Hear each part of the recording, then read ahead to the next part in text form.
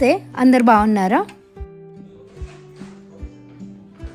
చాలా రోజుల తర్వాత ఒక హార్వెస్ట్ చూపిస్తున్నాను. అది కూడా గోంగూర వాటర్లో పెంచాను కదా, అది నాకు ఇవి వాటర్లో పెట్టినప్పుడు స్టెమ్స్ ఏ హోప్స్ లేవు, ఇవి వస్తాయో రావో అనే డౌట్తోనే పెట్టాను. వచ్చినా రాకపోయినా ఇట్స్ ఫైన్లే, జస్ట్ అలా అయితే చూద్దాము అన్నట్టే పెట్టాను. బట్ అవి రోజు రోజుకి బాగా పెరుగుతున్నాయి. ఒక గ్లాస్ జార్లో పెట్టాను, ఇంకా బాగా వస్తున్నాయి అని చెప్పేసి ఇంకొక గ్లాస్ జార్లో సెకండ్ టైం తెచ్చుకొని మళ్ళీ పెట్టాను.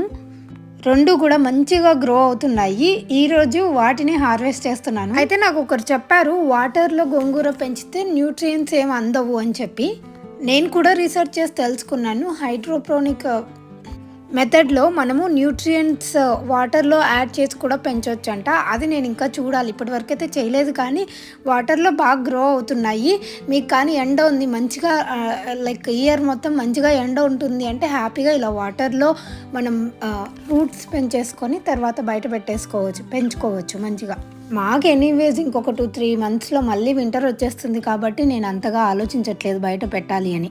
ఇదే హార్వెస్ట్తోనే ఈరోజు మేము గోంగూర పప్పు చేసుకుంటున్నాం. పప్పు మాత్రం నిజంగా చాలా టేస్టీగా వచ్చింది. ఎంతైనా ఆర్గానిక్గా గ్రో చేస్తే ఆ టేస్టే వేరుంటుంది కదా.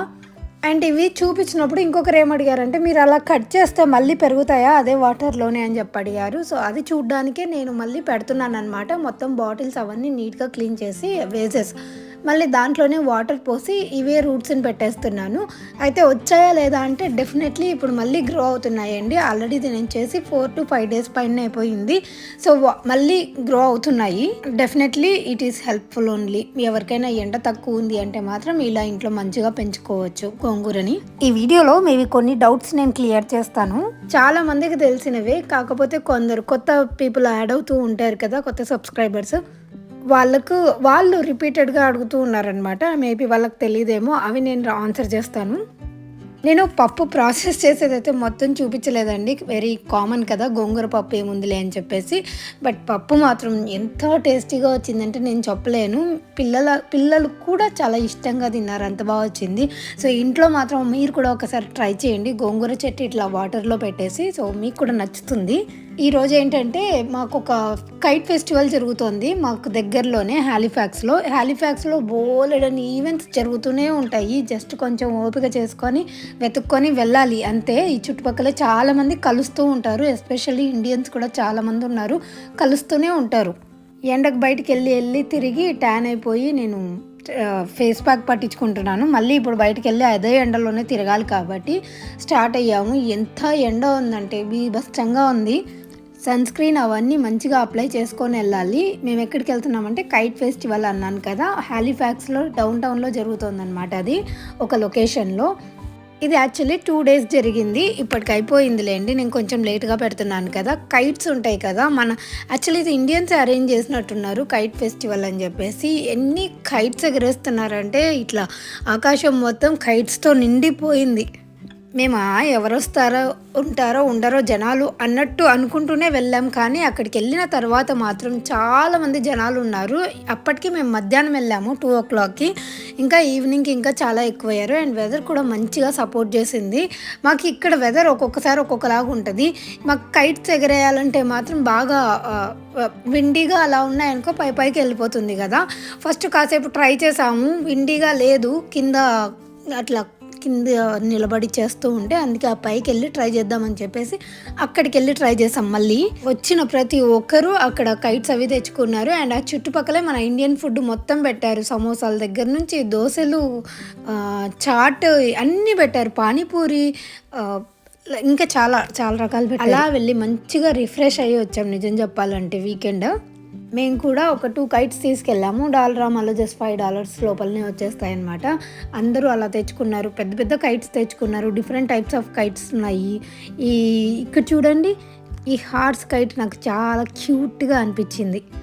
ఇలా సంక్రాంతి అప్పుడు పెడితే నబ్బాలే ఉంటుంది, కానీ సంక్రాంతి అప్పుడు మాత్రం ఫుల్ వింటర్ పీక్ సీజన్లో ఉంటుంది కదా, అప్పుడు కుదరదు. సో ఇలా మనకు కుదిరినప్పుడే వెళ్ళి కైట్స్ హాయిగా ఎగరేసుకోవచ్చు. ఇది మనదన్నమాట, పండు ఎగరేస్తున్న కైట్ స్పైడర్ మ్యాన్. అండ్ అభి ఏమో అదేదో బర్డీస్ తెచ్చుకున్నాడు. అభి ఎగరేయడం కంటే వాళ్ళ నాన్న ఎగరేయడమే ఎక్కువ ఉంది. వాడు ఊరికే పక్కన నిలబడి చూస్తూ ఉన్నాడు అంతే. బట్ పండు మాత్రం చాలా ఎంజాయ్ చేసింది. కాకపోతే టూ మచ్ సన్నీగా అనిపించింది. కాసేపు ఎగరేసి ఇంకా కాసేపు పక్కన పోయి కూర్చున్నాము. ఒక పాయింట్లో అయితే పండుది కైట్ తెగిపోయింది కూడా. అందరు అక్కడక్కడే ఉన్నారు కదా! ఆ కైట్ గాలి రాక కింద పడినప్పుడు అక్కడ ఎవరో ఒకరి కాళ్ళకి తగలడము, వేరే కైట్స్‌తో చుట్టుకుపోవడం ఇలా జరుగుతూ ఉన్నాయి. పండు వెళ్ళి తెచ్చుకుంటుంది తన కైట్ ఎగిరిపోయిందని చెప్పేసి. అంటే కింద పడిపోయింది. ఆ తర్వాత మళ్ళీ తెచ్చుకొని మళ్ళీ ఫ్లై చేసింది. భలే ఫన్నీగా అనిపించింది ఈ పార్ట్ మాత్రం, ఎస్పెషల్లీ కైట్స్ ఎగిరేయడము. ఏం కాదు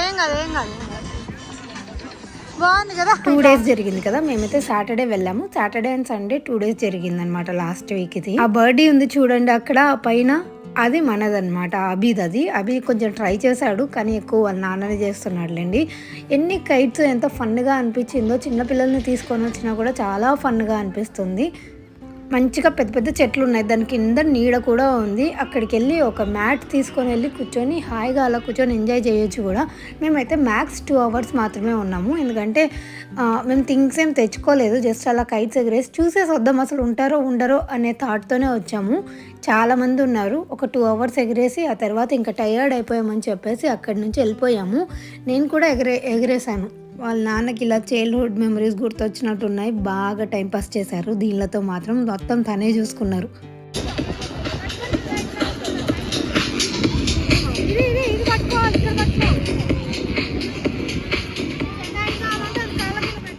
ఇంకా ఇంటికి వచ్చాక నేను ఒక రెసిపీ కుక్ చేశాను.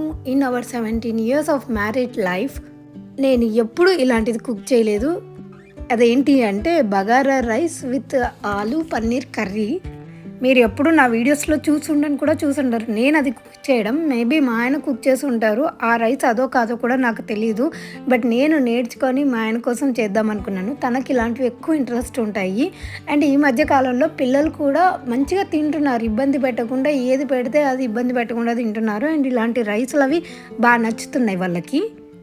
అందుకే వాళ్ళ కోసమని నేను బగారా రైస్ విత్ ఆలు పన్నీర్ కూర్మా కర్రీ అంటాం కదా, దాంట్లో కాంబినేషన్ సూపర్గా అసలు నేను ఎక్స్పెక్ట్ కూడా చేయలేదు, అది చేస్తున్నాను. సో దీనికోసం ఏంటంటే నేను ఫస్ట్ కొంచెం ఆయిల్, కొంచెం నెయ్యి తీసుకొని దాంట్లోకి ఇట్లాగా బిర్యానీ దినుసులు అంటాం కదా అవన్నీ వేసేసి ఆనియన్స్, కొంచెం పచ్చిమిర్చి వేసి ఫ్రై చేశాను. ఆ తర్వాత దాంట్లోకి జింజర్ గార్లిక్ పేస్ట్ దంచుతున్నాను. సో ఇక్కడే చాలామంది అడిగేది ఏంటి అంటే మీరు జింజర్ గార్లిక్ పేస్ట్ ఎందుకు తినరు అని చెప్పేసి నా షార్ట్ కింద ఇన్స్టారీలో ఎంతోమంది అడిగారు. అండ్ ఇంకొక క్వశ్చన్ ఏంటంటే మీరు నాన్ వెజ్ తిన్నారా అని చెప్పేసి. నా రెగ్యులర్ ఫాలోవర్స్కి అయితే అది డెఫినెట్లీ తెలిసి ఉంటుంది. బట్ కొత్తగా వచ్చి ఉండేవాళ్ళు అలా ఎవరైనా ఉంటే మాత్రం నేను క్లారిఫై చేస్తాను. Growing up in a Brahmin house hold మా వంటలలో ఎప్పుడు జింజర్ గార్లిక్ పేస్ట్ అనేది వాడు. ఇంకా నాన్ వెజ్ అయితే అసలు ప్రసక్తే ఉండదు. మేము నాట్ ఈవెన్ ఎగ్ కూడా టచ్ చేయము. జింజర్ గార్లిక్ సపరేట్గా యూస్ చేస్తూ ఉంటాము. జింజర్ వచ్చేసి ఇట్లా చాయ్లోకి, టీలోకి ఇలా వేసుకోవడానికి కానీ వేరే దానిలలో కానీ వేస్తూ ఉంటాం. జింజర్ పచ్చడి కూడా చేసుకుంటాము. అండ్ గార్లిక్ కూడా పొడులలోకి తెల్లవాయి పొడి ఇలా చేసుకున్నప్పుడు వేసుకుంటూ ఉంటాము. కానీ ఇలా మసాలా రెసిపీస్ మాత్రం మా ఇంట్లో చాలా తక్కువ ఉంటాయి. మోస్ట్ ఆఫ్ ద కర్రీస్లోకి కూడా మేము జింజర్ గార్లిక్ అనేది అసలు వాడము, అలవాటు ఉండదు. మీరు ఏ రెసిపీస్ అయినా చూడండి ఎక్సెప్ట్ దిస్ వన్, నేను జింజర్ గార్లిక్ అనేది ఎక్కడా వేసి ఉండను. నా రెసిపీస్ ఏ దాంట్లో అయినా కూడా అది అలవాటు లేదు మాకంతే. హోప్ ఇది క్లారిఫై అయింది అనుకుంటున్నాను. ఒక సైడ్ బగారా రైస్ అయిపోయింది. రెసిపీ గురించి ఏం టెన్షన్ పడకండి, నేను కింద డిస్క్రిప్షన్లో ఇస్తాను నీట్గా క్లియర్గా. ఎందుకంటే ఇక్కడ నేను వేరే ఏదో టాపిక్ మాట్లాడుతున్నాను కాబట్టి రెండు కవర్ చేయడం కష్టంగా ఉంది. మీకు వీడియోలో చూసినా అర్థమవుతుంది. అలా కాకపోయినా కూడా నేను కింద డిస్క్రిప్షన్లో ఇస్తాను. మీరు హాయిగా రెసిపీని చూసుకొని సేవ్ చేసుకొని ట్రై చేయొచ్చు. ఇన్ కేస్ మీకు తెలియకపోతే, ఇది చాలామందికి తెలిసి ఉంటుందేమో, బట్ కర్రీ మాత్రం చాలా బాగుంది. మీరు అది డెఫినెట్లీ ట్రై చేయాలి.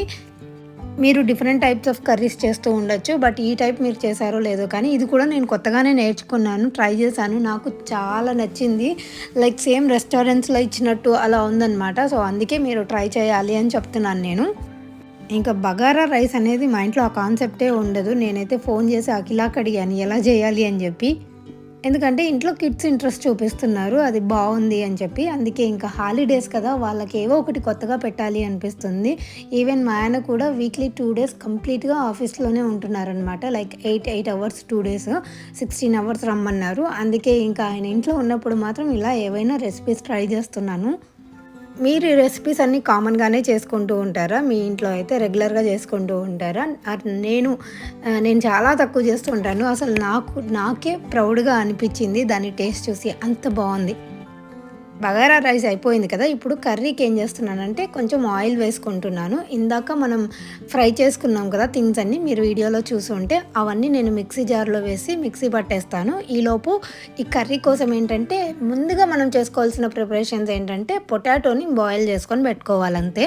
ఆ తర్వాత ఇందులోకి కొన్ని మసాలా దినుసులు వేసేసి అందులోకి కొంచెం క్యాషూ నట్స్ వేసి తర్వాత కొంచెం పీస్ క్యారెట్స్ వేసి కలిపిన తర్వాత అందులోకి మనం పన్నీర్ కూడా యాడ్ చేసుకోవాలి. పన్నీర్ కొంచెం అలా ఫ్రై చేసుకోవాలి. కొంచెం ఆయిల్ ఎక్కువ పడుతుంది ఈ రెసిపీకి, బట్ టేస్ట్ బాగుంటుంది. వన్స్ ఇన్ ఏ వైల్ చేసుకొని హాయిగా తినొచ్చు, ఫ్యామిలీతో ఎంజాయ్ చేయొచ్చు. మీరు ఇంకా రైతా కూడా అవసరం ఉండదు, అంత టేస్టీగా ఉంటుంది. పన్నీర్ వచ్చేసి నిన్ననే కాస్కో నుంచి తెచ్చుకున్నాను అనమాట. ఇవి ఇలా క్యూబ్స్ లాగా కట్ చేసుకొని ఇంకొంచెం చిన్న క్యూబ్స్ కూడా చేసుకోవచ్చు, బాగుంటుంది. మరి ఇంత పెద్దగా కాకుండా అయినా వీటిని మంచిగా గోల్డెన్ బ్రౌన్ కలర్ వచ్చేంత వరకు ఫ్రై చేసుకుంటే ఇంకా టేస్టీగా ఉంటుంది. చాలా సాఫ్ట్గా కూడా ఉంది. ఇది మలాయ్ పన్నీర్ అంటాం కదా అది. తర్వాత బాయిల్ చేసుకున్న పొటాటోస్ని సన్నగా కట్ చేసుకొని క్యూబ్స్ లాగా అవి కూడా వేసేసుకుంటున్నాము. ఇదంతా కలుపుకున్న తర్వాత నాకు ఒక చిన్న డౌట్ ఏంది, క్యారెట్స్ మగ్గుతున్నాయా లేదా అని చెప్పేసి, ఎందుకంటే అవి పచ్చి వేస్తున్నాం కాబట్టి. బట్ అవి కూడా చాలా పర్ఫెక్ట్గా మగ్గాయి. ఇప్పుడు ఇందాక మనం ఆనియన్స్, పుదీనా, కొత్తిమీర అవన్నీ ఫ్రై చేసుకున్నాం కదా, వాటిని పేస్ట్ లాగా చేసుకోవాలి, ఇంక్లూడింగ్ గసగసాలు అండ్ కొబ్బరి అవన్నీ యాడ్ చేసి. సో నేను దీంట్లోకి ఈ పేస్ట్ని వేసేస్తున్నాను అనమాట. తర్వాత ఆ మిక్సీ జార్లో కొంచెం వాటర్ వేసేసుకొని అదే వాటరే ఈ కర్రీలోకి వేసేసి కొంచెం గ్రేవీ లాగా అయ్యేలాగా మనం కుక్ చేసుకోవాలి. ఉప్పు కావాలనుకుంటే ఇక్కడే మనం అడ్జస్ట్ చేసుకోవచ్చు. కొంచెం గరం మసాలా కూడా యాడ్ చేసుకొని మూత పెట్టేస్తే మనకి రెసిపీ తయారైపోతుంది. అండ్ లాస్ట్లో కొంచెం పెరుగు, కొంచెం నిమ్మకాయ రసం యాడ్ చేయాలన్నమాట. అంతే, చాలా త్వరగానే అయిపోతుంది. కానీ ఈ రెసిపీకి ముందు థింగ్స్ అన్నీ రెడీగా పెట్టుకోవాలి, అదొక్కటే చేసుకోవాలి. అలా చేసుకున్నామంటే త్వరగా అయిపోతుంది. కొంచెం మూత పెట్టి ఉడికిచ్చేసుకోవాలి. ఈ రెసిపీని ఎక్స్పీరియన్స్ ఉన్న వాళ్ళు చాలా ఈజీగా చేసేస్తారనుకుంటా, బట్ నాకు మాత్రం ఎంత టైం పట్టిందో, లైక్ కిచెన్లోనే నిలబడినట్టుంది. యాజ్ ఐ సెడ్ అన్నీ ప్రిపేర్డ్గా ఉన్నాయి అనుకోండి, చేసుకోవడం చాలా ఈజీ అవుతుంది. లేదు అంటే బాగా టైం టేకింగ్ అనిపిస్తుంది. కొంచెం అర్లీగా ప్రిపరేషన్ స్టార్ట్ చేయాలి. చూసారా, ఇక్కడ లాస్ట్లో కొంచెం పెరుగు వేసేసి తర్వాత నిమ్మకాయ పిండేస్తాను, ఆ పైన కొత్తిమీర జల్లేస్తాను, అయిపోతుంది రెసిపీ. అసలు ఎంత టేస్టీగా ఉందో నేను నిజంగా చెప్పలేను. నాకు చాలా ప్రౌడ్గా అనిపించింది నేను చూసుకొని. ఎవరైనా ఫస్ట్ టైం చేయలేదు, ఇంకా ఇంతవరకు ఫస్ట్ టైం ట్రై చేస్తున్నారు అంటే ఇది ట్రై చేయండి, మీకు డెఫినెట్లీ నచ్చుతుంది. నాకు మామూలు రైస్ కూడా ఇలా స్టవ్ మీద వండడం రాదు. జస్ట్ కుక్కర్లో పెట్టేస్తే దానంతట అదే అయిపోతుంది కదా అని అనుకుంటాను. బట్ ఈసారి మాత్రం ఫస్ట్ టైం నేను కుక్కర్లో చేశాను, అది కూడా బాస్మతి రైస్ అంటేనే నాకు చాలా భయం. ఆ సగం ఉడుకుతుంది, ఎలా ఉడుకుతుందో తెలియదు, ఇలాంటివి బోల్డని క్వశ్చన్స్ ఉంటాయి. బట్ దిస్ టైం మా ఆయన ఉన్నాడు కాబట్టి తన హెల్ప్తో మాత్రం చాలా పర్ఫెక్ట్గా వచ్చింది. తను ఏమన్నారు తెలుసా, అమ్మయ్య ఇంకా నాకు భయం లేదు, నీకు కూడా వంటలు వచ్చేసాయంట. నాకు బేసిక్ వంటలు తప్ప పెద్దగా ఏం వెరైటీస్ రావు, నాకు అంత ఇంట్రెస్ట్ కూడా ఉండదు. బట్ ఈ మధ్యన పిల్లలు ఇంట్లో ఉండడం వల్ల అండ్ మా ఆయన ఆఫీస్కి వెళ్ళడం వల్ల నాకు ఎక్కువ ఇంట్రెస్ట్ వస్తుంది. వాళ్ళ కోసం ఇంకా ఎగ్జైటింగ్గా చేసి పెట్టాలి అని చెప్పేసి. పెళ్ళైన 17 yearsకి నేను ఇప్పుడు వంట చేస్తున్నాను. ఇప్పుడు బగారా రైస్ ఇట్లాంటివి నేర్చుకున్నాను, లైక్ ఇన్నేళ్ళ తర్వాత. తనకి ఇష్టమని తెలిసి కూడా నేను ఎప్పుడు నేర్చుకోవడానికి కూడా అటెంప్ట్ చేయలేదు. ఇవన్నీ నా దృష్టిలో చాలా టఫ్ వంటలని నేను ఫీల్ అయ్యేదాన్ని. బట్ ఇప్పుడు అది అర్థమైంది. ప్రాసెస్ ఒకటే టఫ్ ఉంటుంది కానీ చేయడం చాలా ఈజీనే అని చెప్పేసి. ప్రిపరేషన్స్ టఫ్గా అనిపిస్తాయి. ఏమైతేనేమి it was a beautiful day. మంచిగా టైం స్పెండ్ చేసాము, మంచిగా బగారా రైస్ అయిపోయింది, కైట్ ఫెస్టివల్ అయిపోయింది. ఈ వ్లాగ్లో చాలా చూపించేశాను. ఇది మిక్స్డ్ వ్లాగ్, ఎందుకంటే డిఫరెంట్ డేస్లో చేశాను. ఆ చెట్లకి ఏమొచ్చిందో కానీ ఒకసారి విపరీతమైన వర్షం పడుతుంది.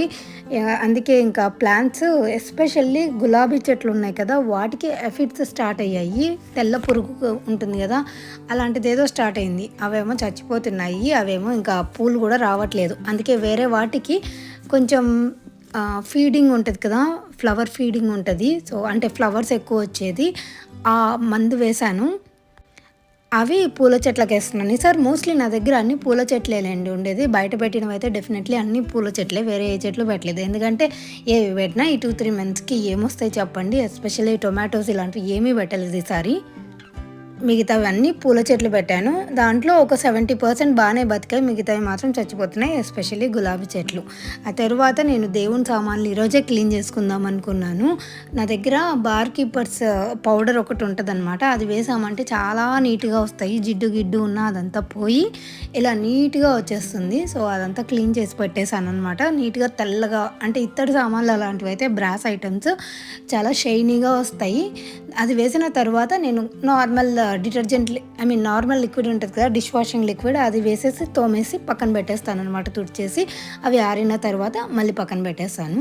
నాకు ఎంత చేసినా బుద్ధి రాదు. నాకు ప్లాంట్స్ చచ్చిపోతున్నాయని తెలుసు, అయినా కూడా నేను నా ఫ్రెండ్తో కలిసి నర్సరీకి వెళ్ళాను. అట్లా ఉంటుంది అనమాట. మా ఇంటికి దగ్గరలోనే ఒక నర్సరీ ఉంటుంది. చాలా క్యూట్గా ఉంటుంది, కానీ చాలా ప్రైజీగా ఉంటాయి అనమాట అక్కడ థింగ్స్ అన్నీ కూడా. నాకు నా ఫ్రెండ్కి ఇద్దరికి మొక్కలు కొనడం ఎంత ఇష్టమో చూడడం కూడా అంతే ఇష్టం. కొంటామో లేదో సెకండరీ, బట్ నర్సరీ ఉంది అంటే అక్కడికి వెళ్ళి కాసేపు అలా రిఫ్రెష్ అవుతూ ఉంటాము. చాలా ప్రశాంతంగా అనిపిస్తుంటుంది మైండ్కి.